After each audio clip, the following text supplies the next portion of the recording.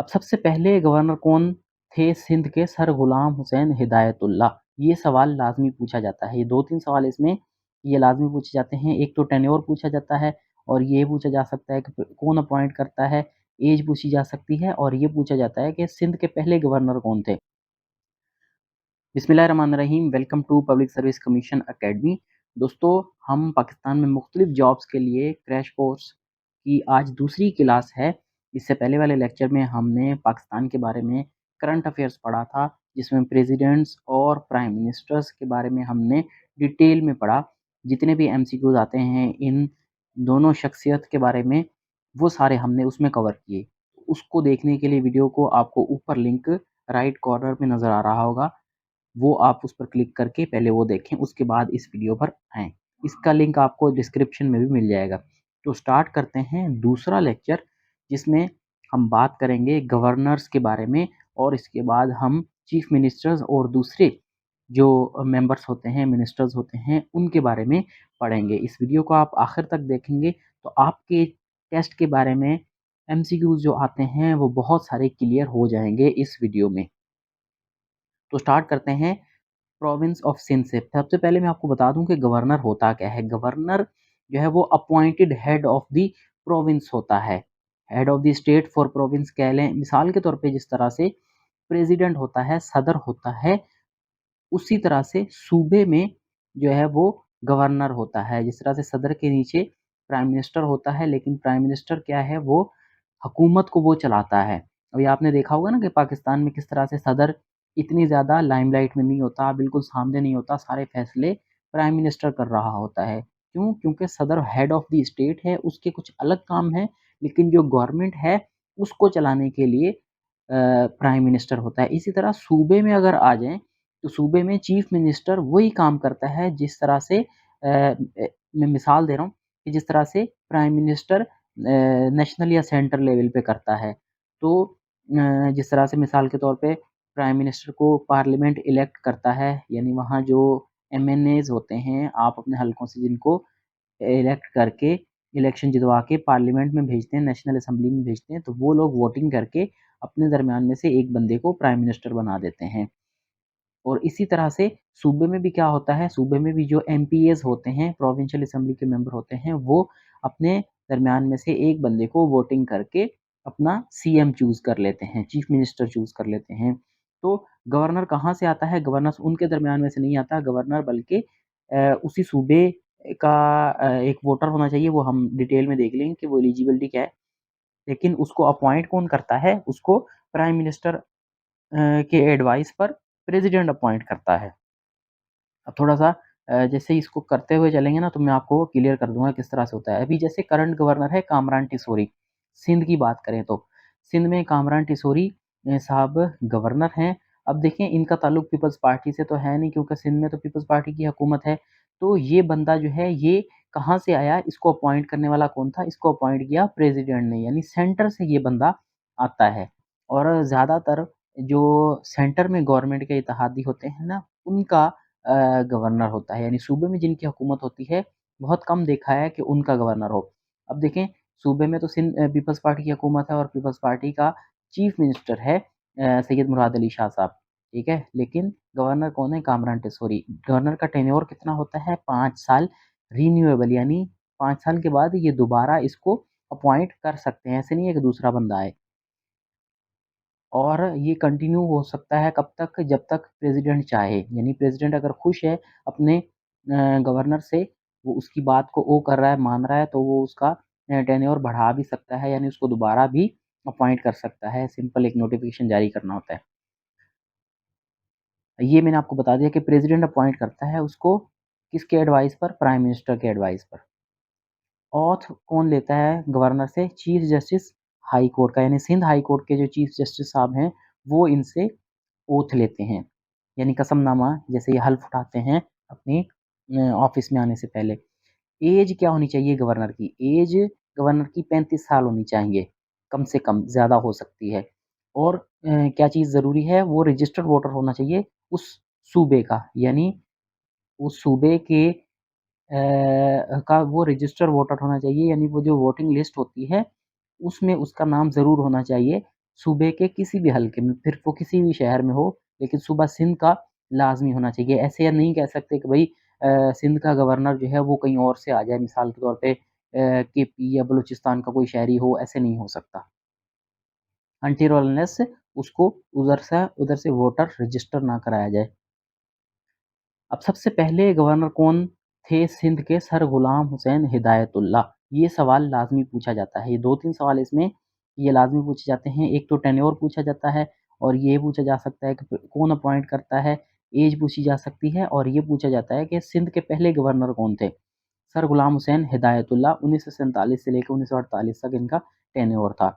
First female governor of Sindh, Sindh की पहली खातून governor कौन थी? बेगम राना लियाकत अली खान।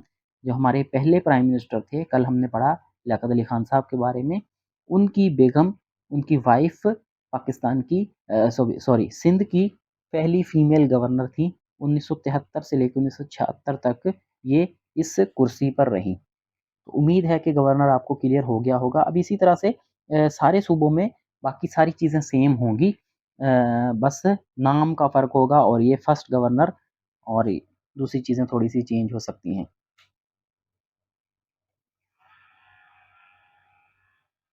अब आ जाते हैं पंजाब पे। पंजाब के करंट गवर्नर कौन हैं? बलीगौर रहमान साहब, जिनका ताल्लुक पाकिस्तान मुस्लिम लीग नून से है। ठीक है? आपने देखा अभी कि भई जिस तरह से एमक्यूएम हुकूमत की इत्तेहादी है सेंटर में, तो उनका बंदा देखिए एमक्यूएम का से ताल्लुक है कामरान टेसौरी साहब का, तो नून लीग वालों ने या जो गवर्नमेंट है सेंटर में उन्होंने इनको गवर्नर लगाया। और अब देखें पंजाब में चूँकि इन्हीं की गवर्नमेंट है और सेंटर में भी पीएमएलएन की गवर्नमेंट है, तो इन्होंने अपना बंदा यहाँ पर लगाया। और ये जो गवर्नर्स हैं ये सब तकरीबन जो पिछली पीडीएम की गवर्नमेंट थी तब से लगे हुए हैं और इनका टेन्योर चलता जा रहा है, अभी 5 साल पूरे नहीं हुए। तो बलीकुर रहमान साहब करंट गवर्नर हैं पंजाब के। और इसी तरह से फर्स्ट गवर्नर कौन थे पंजाब के? सर फ्रांसिस मोडी। ठीक है। अब यहाँ पर देखें फर्स्ट गवर्नर, सबसे पहले गवर्नर 1947 में जैसे पाकिस्तान आज़ाद हुआ तो फ्रांसिस मोडी अंग्रेज़ हैं ये, इन्होंने आके गवर्नर की कुर्सी संभाली। लेकिन फर्स्ट मुस्लिम गवर्नर भी पूछा जाता है कि भाई जैसे ही अंग्रेज़ आहिस्ता-आहिस्ता यहाँ से चले गए, तो फिर उसके बाद जो मुसलमान पहला गवर्नर आया सर अब्दुल रब नश्तर साहब आए। तो ये 3 सवाल बड़े अहमियत के हामिल हैं और सबसे ज़्यादा इसमें ये कि फर्स्ट मुस्लिम गवर्नर पूछा जा सकता है सरदार अब्दुल रब नश्तर साहब। फिर चलते हैं केपीके या एनडब्ल्यूएफपी। करंट गवर्नर कौन है? हाजी गुलाम अली साहब। फर्स्ट गवर्नर कौन थे केपी के या एनडब्ल्यूएफपी के? सर जॉर्ज कनिंघम 1947 में।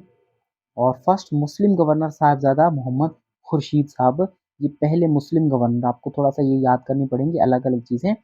और ये गवर्नर्स के ही खाते में ये चीज़ें हैं कि उसमें अंग्रेज़ को गवर्नर लगाया था पहला और फिर मुसलमान गवर्नर आया। सीएम के केस में इस तरह से नहीं है। जो चीफ मिनिस्टर थे वो मुसलमान ही लगे हैं शुरू से ही। बलूचिस्तान करंट गवर्नर कौन है? अब्दुल वली काकड़ साहब हैं। और इसी तरह पहले जो गवर्नर थे जनरल रियाज हुसैन। अब यहाँ पे डेट देखें 1 जुलाई 1970। 1970 में बलूचिस्तान को सूबे का दर्जा दिया गया। इससे पहले वहाँ पर इंसर्जेंसी वगैरह चल रही थी और सूबे का इल्हाक इस बलूचिस्तान का इल्हाक पाकिस्तान के साथ एज अ प्रोविंस नहीं हो रहा था, या अगर हुआ ही हुआ तो वो जो है वो जब 1 यूनिट ख़त्म किया गया तो उसके बाद 1 जुलाई 1970 में ये इसको सूबे का दर्जा मिला। और 1 यूनिट किसने ख़त्म किया था? 1 यूनिट का मतलब ये है कि पाकिस्तान के 2 हिस्से थे ना, कि एक तो जिसको ईस्ट पाकिस्तान कहते हैं, बांग्लादेश कहते थे, बांग्लादेश बन गया वो बाद में, और एक वेस्ट पाकिस्तान जिसमें आज पाकिस्तान है। ये पूरे को 1 यूनिट कहा था, यानी 1 यूनिट वेस्ट पाकिस्तान और 1 यूनिट ईस्ट पाकिस्तान। ठीक है? तो जब ये ख़त्म हुआ तो उसके बाद दोबारा सूबों को अपना दर्जा दिया गया, अलग-अलग यूनिट्स बने। तो ये यहिया खान ने आके दोबारा ख़त्म किया था 1 यूनिट को और बलूचिस्तान को 1970 में सूबे का दर्जा मिला। अब आ जाते हैं चीफ मिनिस्टर्स पर। चीफ मिनिस्टर भी हम इसी तरह से पढ़ेंगे, हर सूबे के अलग-अलग और उनकी जो मेन चीज़ें हैं। सिंध का चीफ मिनिस्टर कौन है? सैयद मुराद अली शाह साहब 27 फरवरी 2024 को, अभी जब इलेक्शन हुए थे तो उसके बाद ये अपॉइंट हुए हैं। इनका टेन्योर कितना होता है? 5 साल होता है। इनको कौन अपॉइंट करता है? इनको अपॉइंट कह लें या इलेक्ट कह लें, ठीक है, इनकी इलेक्शन होती है।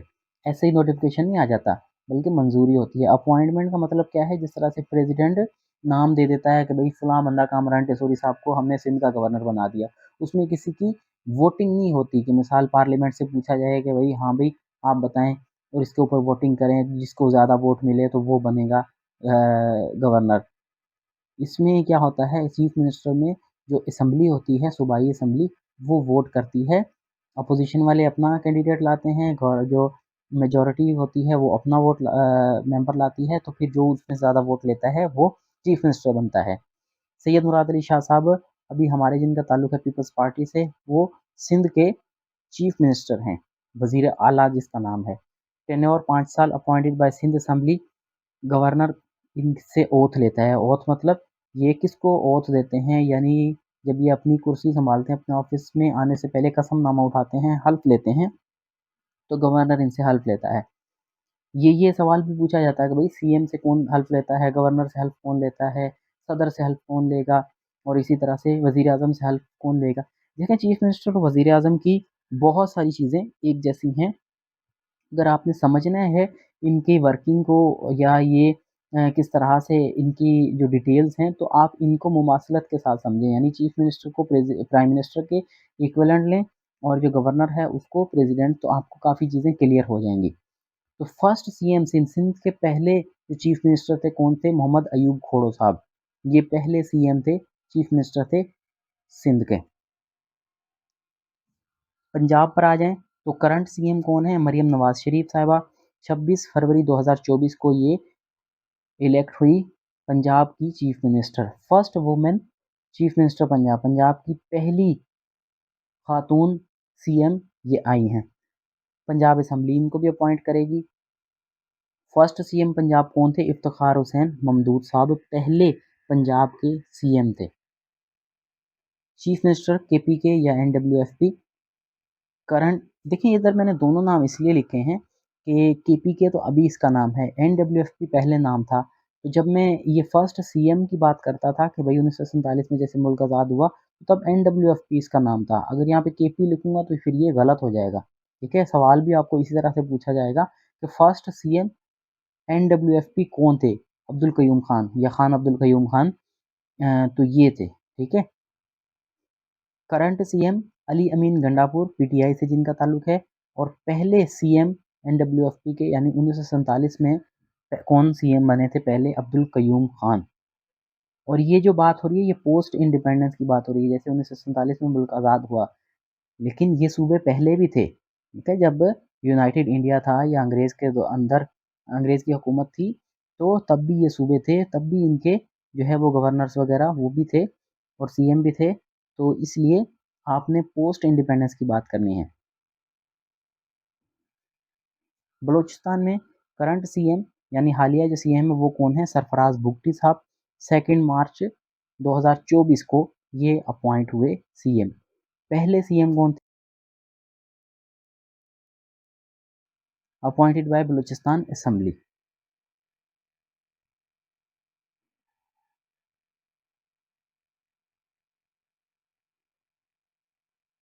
अब आ जाते हैं पार्लियामेंट ऑफ पाकिस्तान।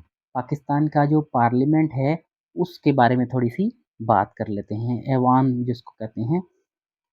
पाकिस्तान का जो पार्लियामेंट है उसके दो हाउसेज हैं, सेनेट और नेशनल असेंबली।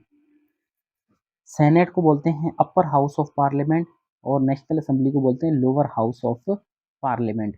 पार्लियामेंट का मतलब ये है कि जहाँ बैठ के पाकिस्तान की जो बड़े लोग हैं वो पाकिस्तान की वर्किंग के बारे में फ़ैसले करते हैं, या पाकिस्तान के बारे में बड़े जो फ़ैसले होते हैं, सदर, वज़ीर आज़म और दूसरे मेंबरान बैठ के बहस करते हैं और वहाँ पर फ़ैसले होते हैं, तो उसको बोलते हैं पार्लियामेंट, ठीक है। सेनेट और नेशनल असेंबली।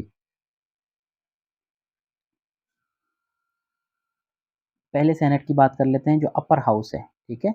इसको बोलते हैं बाई कैमरल लेजिस्लेचर भी कहते हैं। बाई कैमरल का मतलब है कि दो हाउसेस। कहीं कहीं पर ऐसे होता है कि एक ही हाउस होता है, यानी उसमें सेनेटर और जो दूसरे नीचे एमएनएज होते हैं वो एक ही जगह पे बैठते हैं। लेकिन पाकिस्तान में क्या है, क्योंकि ये वेस्टमिंस्टर से इन्फ्लुएंस है, यानी इंग्लैंड में या यूके में जो सिस्टम चल रहा है वहाँ से हमने ये बोरो किया है, उसी को हमने समझे कॉपी किया है, क्योंकि अंग्रेज़ों की हुकूमत थी, वो गए तो हमने उसी मेथड को अडॉप्ट कर लिया।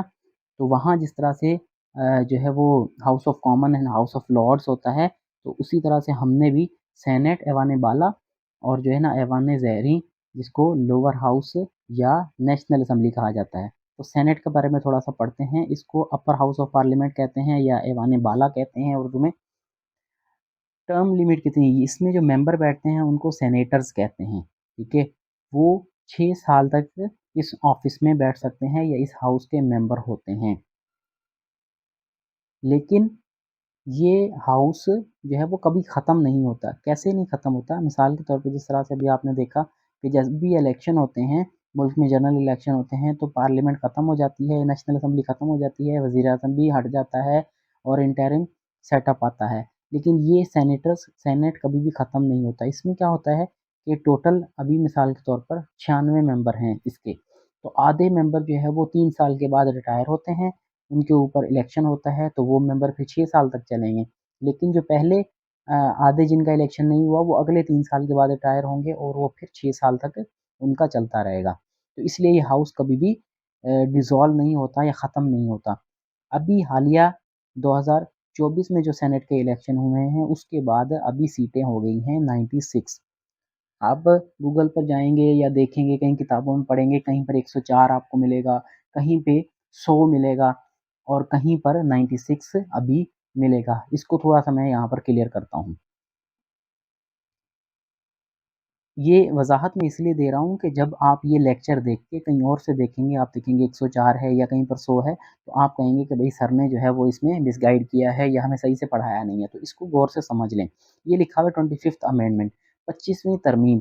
आइन में 25वीं तरमीम का मतलब ये है कि जो फाटा था फेडरली एडमिनिस्ट्रेटेड ट्राइबल एरियाज़, वो इलाका अभी केपीके में ज़म कर दिया गया है, ठीक है? उस इलाके को सूबाए खैबर पख्तूनख्वा का हिस्सा बना दिया गया है। तो ये सेनेट की जो 8 सीटें थी वहाँ की, वो फिर ख़त्म कर दी, क्योंकि ये सेनेट जो है वो हाउस ऑफ यूनिट होता है। इसका मतलब मकसद ये होता है कि पूरे मुल्क के जितने भी सूबे हैं या जितने भी यूनिट्स हैं, सबको बराबरी दी जाए। इसमें हर सूबे की 23-23 सीटें थी पहले। ठीक है? यानी एक जैसी सीटें होती हैं, भले कोई सूबा बड़ा है या छोटा है, आबादी के लिहाज़ से, रकबे के लिहाज़ से, इसमें सिंध, पंजाब केपीके और बलूचिस्तान ये सब आपस में बराबर होते हैं। तो इसलिए जब केपीके में उसको ज़म कर दिया गया, तो वो फिर एक ही सूबा बन गया। इसलिए फाटा की जो 8 सीटें थी वो ख़त्म कर दी, तो इसलिए सीटें 104 से वापस जो है वो 96 पर आ गई। ये 104 है, ये यहाँ पर गलती से 100 लिखा है, 104 से 96 वापस हो गई। 25वीं तरमीम में फाटा मर्जर जिसको बोलते हैं, फाटा को ज़म कर दिया गया केपीके में, जिसकी वजह से सेनेट की सीटें 104 से वापस कर दी पीछे 96 पर। तो अभी सवाल जब आएगा कि भई अभी सेनेट की कितनी सीटें हैं, तो आपने लिखना है आँखें बंद करके 96, ठीक है? 100 या 104 वाले कन्फ्यूजन में नहीं जाना। लास्ट इलेक्शन 2 अप्रैल 2024 में इलेक्शन हुए थे, 2 अप्रैल 2024 को अभी आखिरी इलेक्शन हुआ है हालिया। करंट चेयरमैन सैयद यूसुफ रज़ा गिलानी, जिनका ताल्लुक पीपल्स पार्टी से है, वो हैं सेनेट के चेयरमैन। डिप्टी चेयरमैन सईद आल खान नसर, जिनका ताल्लुक पाकिस्तान मुस्लिम लीग नून से है। ये सवाल अहम है। फर्स्ट चेयरमैन सेनेट, यानी सेनेट जब बना तो पहले चेयरमैन कौन थे? Habibullah Khan Marwat. Leader of the house कौन है अभी? Leader of the house Ishaq डार।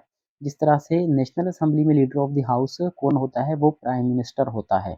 वो आगे चल के अगली स्लाइड में आप पढ़ेंगे। इसी तरह से यानी जिनकी मेजॉरिटी होती है उसको बोलते हैं लीडर ऑफ द हाउस, जिनके ज़्यादा मेंबर होते हैं। तो फिलहाल नून लीग या उनके जो इत्तेहादी हैं, उनका leader of the house Ishaq Dar साहब हैं, senator Ishaq Dar. Opposition leader Shibli Faraz, PTI से जिनका ताल्लुक है। अभी आप देख सकते हैं कि पीटीआई अपोजिशन में है, तो सेनेट में भी ये अपोजिशन में हैं। लेकिन ये लाज़मी नहीं है कि अगर एक हाउस से अपोजिशन में है, तो दूसरे हाउस में अपोजिशन में ही होगी वो पार्टी। अब इनको इलेक्ट कौन करता है सेनेटर्स को? सेनेटर्स इलेक्ट होते हैं, ये एक बुलेट इसमें लिखना भूल गया हूँ मैं। सेनेटर्स इलेक्ट होते हैं सूबों की जो प्रोविंशियल असम्बलीज होती हैं और नेशनल असम्बली, ठीक है, यहाँ से ये इलेक्ट होकर आते हैं। नेशनल असेंबली लोअर हाउस जिसको बोलते हैं या ऐवान ज़ेरी, इसकी टर्म लिमिट होती है 5 साल, यानी ये 5 साल के लिए आते हैं। जिस तरह से सूबे में चीफ मिनिस्टर या उसकी जो कैबिनेट होती है प्रोविंशियल असेंबली, वो भी 5 साल के लिए होती है, ये भी 5 साल के लिए होती है। नंबर ऑफ सीट्स कितनी हैं? 336। ये भी देखें, पहले 342 होती थी और 25वीं तरमीम के बाद 336 रह गई सीटें। Current speaker Ayaz Sadiq, Pakistan Muslim League नून से इनका ताल्लुक है, क्योंकि इनकी गवर्नमेंट है या ये मेजॉरिटी में है तो स्पीकर इन्हीं का है। Deputy speaker Ghulam Mustafa Shah, Peoples Party से जिनका ताल्लुक है। Leader of the house Shahbaz Sharif, Pakistan Muslim League नून से इनका ताल्लुक है। और leader of the house national assembly में जो होता है वही प्राइम मिनिस्टर होता है। अपोजिशन लीडर कौन है? उमर अयूब, पीटीआई इंडिपेंडेंट से इनका ताल्लुक है।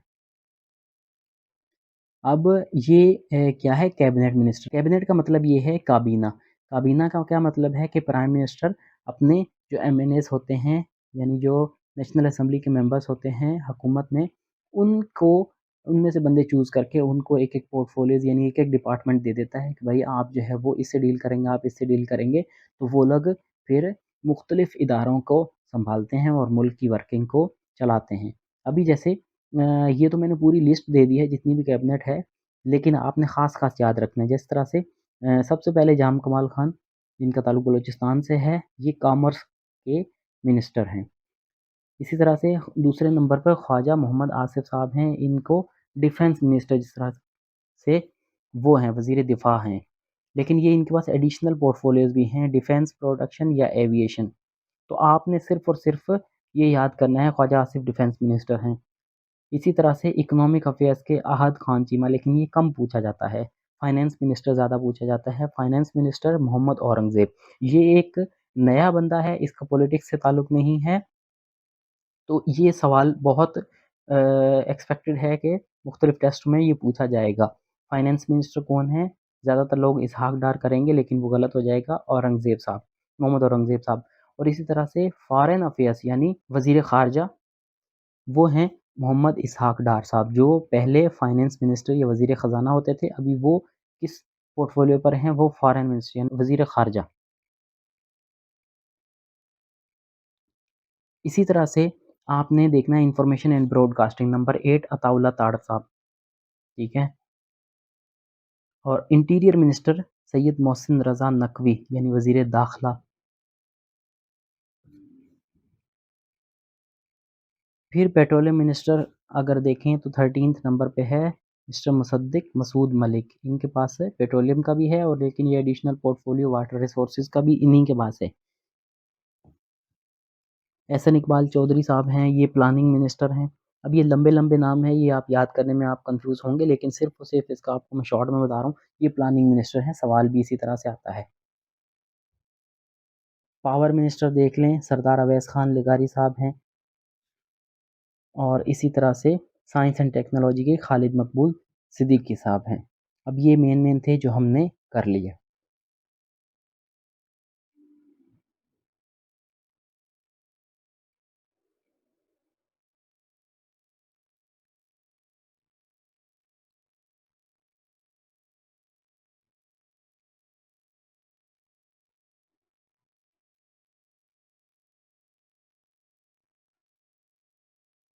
अब आ जाते हैं मेजर मिलिट्री हेड्स के ऊपर।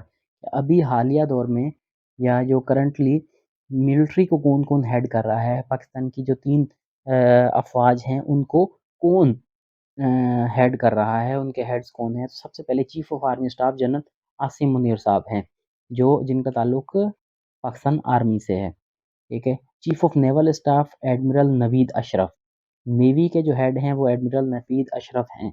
इसी तरह से एयर फोर्स के chief of air staff air marshal Zaheer Ahmed Babar sahab हैं।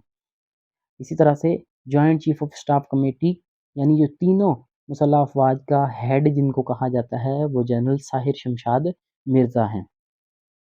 इनका ताल्लुक भी पाकिस्तान आर्मी से होता है, लेकिन ये तीनों फ़ौजों के सरबराह माने जाते हैं। DG ISPR major general Ahmed Sharif Chaudhary, DG ISPR यानी इंटर सर्विसेज पब्लिक रिलेशन इनके हेड हैं। ये एक किस्म के जो है वो स्पोक्स पर्सन होते हैं मिलिट्री के। जिस तरह से हुकूमत में जो है वो मिनिस्टर ऑफ इंफॉर्मेशन होता है, वज़ीर इत्तलात होता है, वो काम करता है, यानी फ़ौज की जो भी वर्किंग वगैरह है उससे आवाम को और मीडिया को आगाह करता है। तो major general Ahmed Sharif Chaudhry, DG ISI lieutenant general Nadeem Anjum साहब हैं। इस लेक्चर को यहाँ पर एंड करते हैं। उम्मीद करते हैं कि ये लेक्चर आपको इन्फॉर्मेटिव लगा होगा और हेल्पफुल होगा। अगर आपने हमारे चैनल को सब्सक्राइब नहीं किया तो इसको ज़रूर सब्सक्राइब करें और लाइक भी करें। आपके दिमाग में अगर कोई टॉपिक है जो आपको समझ में नहीं आ रहा है और आप समझ रहे हैं कि वो इस सीरीज़ के लिए अहम होगा, तो वो आप हमें ज़रूर इनबॉक्स करें या यहाँ पर कमेंट सेक्शन में मेंशन करें। Thank you.